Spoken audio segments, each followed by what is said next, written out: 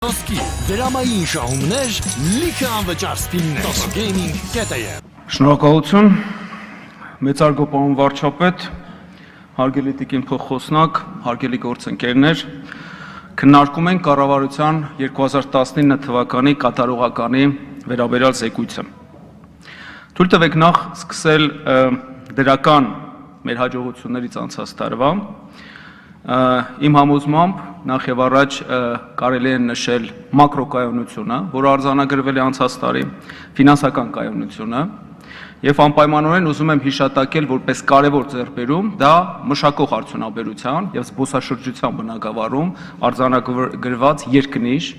դրական շատ նկատելի աճը։ Իրոք դրանք պետք է նշել եւ ընդունել, որ մենք ունենք այդ հաջողությունը։ Սակայն ինչպես ցանկացած մետաղադրամ ունի երկու կողմ եւ մի կողմը դրական կողմը հրաշալի ներկայացված է ըստ էության զեկույցում, չափազանց կատարյալ է ներկայացված իհարկե ամեն բան, սակայն մետաղադրամի մյուս կողմը դարձել է սբավարար չափով իմ կարծիքով զեկույցում արտացոլված չէ։ Ես կփորձեմ պարզապես օբյեկտիվ լինելու համար հիշատակել նաև այն բացասական ցուցանիշները, այն խնդիրները, որոնք մենք ունենք տնտեսության բնագավառում, որոնք կարծում եմ, որ կարևոր է, որպեսզի մենք նաև քայլեր կատարենք դրանք ուղղելու եւ մեր անելիք որոշելու համար։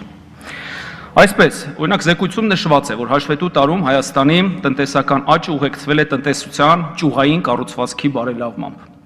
Պետք է ընդունել, որ այո, կան դրական տեղաշարժեր, այդուհանդերձ ուզում եմ անդրադառնալ նաև բացասական փոփոխություններին։ Առաջին, գյուղատնտեսության կշիռը հնայում։ 17 թվականին մեր ունեցած 15%-ից այժմ այն կազմել է 11.6%։ Մյուսը, կրթության կշիռ հնայում։ 17 թվականին այն եղել է 2.7%, հիմա կազմել է 2.3%։ Կրթությունը, ես հիմա կանդրադառնամ այդ թեմային։ Տեղեկատվական տեխնոլոգիաների մասով ճիշտ է շրջանառվեց այո 30%-ը, որը կապված է ռազմաարդյունաբերության եւ տեղեկատվական տեխնոլոգիաների նախարարության խողովակող այդ միջոցառումների արդյունքում նաեւ շրջանառության 30% աճ, բայց ես ուզում եմ հիշատակել, որ տեղեկատվություն եւ կապ ոլորտի կշիռը հնայում 17 թվականի նույն 3.3%-ը պահպանվել է նաեւ այսօր։ Հիմա Միևնույն ժամանակ ուզում եմ հիշատակել, որ անցած տարվա ընթացքում հանքարդյունաբերության ոլորտը աճել է 21.3%-ով։ Արդյոք այս թվերը խոսում են դրական ճյուղային կառուցվածքի փոփոխության մասին։ Իհարկե դրականները կան, բայց ես ուզում եմ, որ դրանց կողքը արտացոլենք նաև այն ճյուղային փոփոխությունները, որոնք ցանկալի փոփոխության չեն ենթարկվել կամ անփոփոխ են մնացել առհասարակ։ Ինչու եմ այդքան մեծ նշանակություն տալիս։ Առհասարակ երկրի տնտեսական զարգացումը, իմ գործընկերը խոսեց զարգացման մասին, դա շատ կարևոր է, որտեղ մեզ ոչ թե ուղղակի պետք է տնտեսական աճ, այլ մեզ պետք է կենսամակարդակի բարձրացում։ Մեզ պետք է տնտեսական զարգացում, իսկ դրան կարող ենք հասնել միայն արտադրողականության աճի բարձրացման արդյունքում։ Մեզ պետք է կառուցվածքային այնպիսի բարեփոխումներ, որոնց արդյունքում մեր հնանք ունենա այնպիսի կառուցված, որտեղ կգերակշռեն բարձր արտադրողականության ոլորտում, որը կբերե նաև եկամուտների բարձրացման եւ եկամուտների գեներացման, այո, արտահանմանը միտված տնտեսության։ Բարձր արտադրողականություն ունեցող ճյուղերի կշիռը պետք է մեծանա հնայում։ ՏՏ ոլորտը, որը մենք համարում ենք մեր զարգացման գերակա ուղղություն, չինչին տոկոսի մասին ենք այսօր խոսում հնայում եւ խնդիրը այդ շրջանառության ավելացման մեջ չի։ Մեր խնդիրը ՏՏ ոլորտի մասնագետների պատրաստման մեջ է։ Եվ ես կարծում եմ, որ երկրի գերխնդիրներից մեկը հանդիսանում է տեխնոլոգիական համալսարանի ստեղծումը։ Առանց մասնագետների պատրաստման կարողությունների ավելացման մենք չենք կարող խոսել շոշափելի զարգացում ունենալու մասին հեռանկարում։ Հետևաբար, պարոն վարչապետ, ես կարծում եմ, որ ազգային արժանապատվության ուղղակի հարց է անպայմանորեն գտնել գումարներ տեխնոլոգիական համալսարան ստեղծելու եւ հիմնելու համար։ Դա կլինի ապօրինի գույքի բռնագանձման արդյունքում, թե ինչի արդյունքում, ես չգիտեմ, բայց դրանք այդ գումարները պետք է գտնել։ Մշակող արդյունաբերությունը 12.1%-ով զեկույցում նշված է, որ դարձել է առաջատար ճյուղ։ Պետք է հիշատակեմ, որ այդուհանդերձ հնայի կառուցվածքում 42.7% կշռով այդուհանդերձ առաջատար է մնում ծառայությունների ոլորտը, որը ավանդաբար միշտ եկել է, Եվ եթե մենք համեմատում ենք մշակող արդյունաբերությունը գյուղատնտեսության հետ, որին միշտ գերազանցել է, պետք է ասել, որ այո, մշակող արդյունաբերության աճի հետ միասին մենք ունեցել ենք 4%-անոց անկում գյուղատնտեսության բնագավառում։ Արդյոք Հայաստանում մեզ հաջողվում է կառուցել արտահանմանը միտված տնտեսություն։ Զեկույցում նշված է միայն արտահանման մասին, այն էլ ապրանքների եւ ծառայությունների։ Ես ուզում եմ հիշատակել, որ չափազանց կարևոր է, որ մենք խոսենք զուտ էքսպորտի մասին, որովհետև այո, արտահանումը մեծացնում է հնան, սակայն ներմուծումը նվազեցնում է, հետեւաբար մենք պիտի խոսենք եւ համադրենք արտահանումը ներմուծման հետ։ 19 թվականին ապրանքների արտահանման աճը կազմել է 8.9%, ներմուծումը ապրանքների կազմել է 13%։ Այն առանցանցիկ տեմպերով ավելի մեծ է այդուհանդերձ, քան արտահանումը, եւ մեզ չի հաջողվում բավարար չափով զարգացնել արտահանելի հատվածը։ Սա ցավով եմ նշում, որովհետեւ սա մեր գերխնդիրներից է։ Չափազանց կարևոր է, այո, որպեսզի մենք ունենանք արտահանմանը միտված տնտեսություն եւ սակայն դեռևս մնում ենք առավելապես ներմուծող երկիր։ Doing business-ի ցուցանիշով ունենք նահանջ 6 կետով։ Անկախ նրանից, որքան միջոցառումներ են կարել, համեմատվենք միշտ մեր դրական ցուցանիշները արձանագրած Վրաստանի հետ, որը 7-րդ տեղում է հորիզոնականում մեր 47-րդի համեմատությամբ։ Ես կարծում եմ, որ ամեն տարի մենք շատ խիստ պետք է ռազմավարական ծրագիր ունենանք doing business-ի գծով առաջխաղացում ունենալու, որովհետև այն կարևոր է նաև ներդրումային միջավայրի բարելավման համար։ Այն առաջնահերթ ցուցանիշ չէ, սակայն շատ կարևոր է։ Մյուս ցավոտ մեր կողմը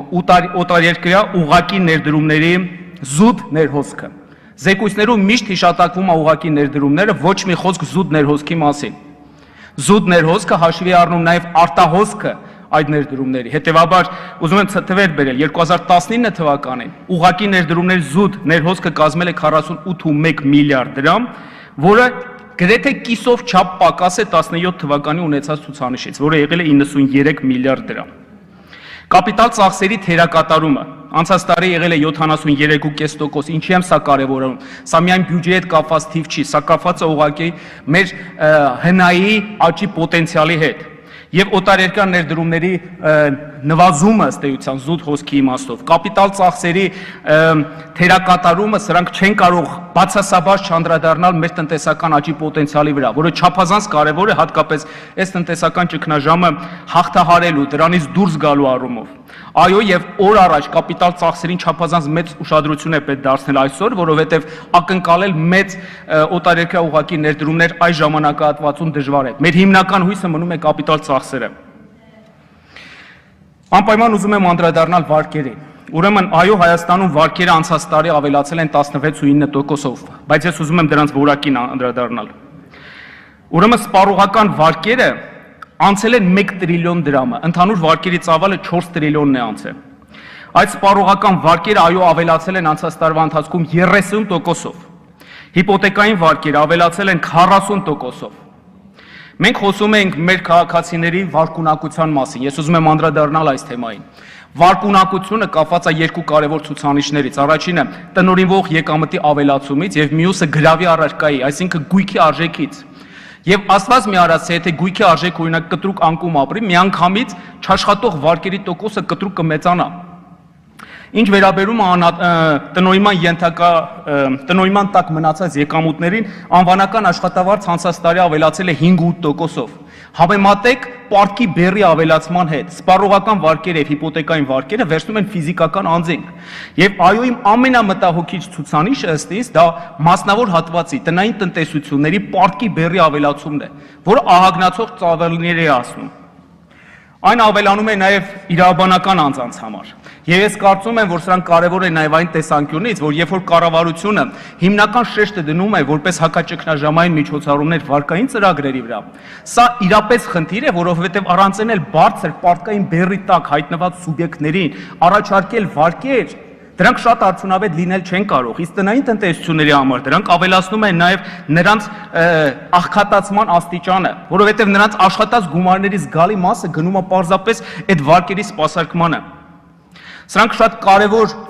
ցուցանիշներ են, որոնց ես կարծում եմ, որ մեծ ուշադրություն է պետք դարձնել եւ շեշտակի ուշադրություն դարձնել այո արտադրողականության աճին։ Կրթությունը որպես հիմնական շարժիչ ուժ զարգացման, մարդկային կապիտալը ամենակարևորագույն ներուժը եւ այս պայմաններում հնայում կրթության ծախսերը նվազեցնել, ես կարծում եմ անթույլատրելի է եւ պետք է անել ամեն բան նոր ծրագրերի, արդյունավետ ծախսերի ավելացման միջոցով մեծ ուշադրություն դարձնել դրան։ Մյուսը դա տեխնոլոգիական վերազինումն է։ Մեզ անհրաժեշտ է տեխնոլոգիաներ յուրացնելու գիտական կարողությունների ավելացում։ Շեշտակի պետք է ավելացնել ծախսերը այս ուղղությամբ։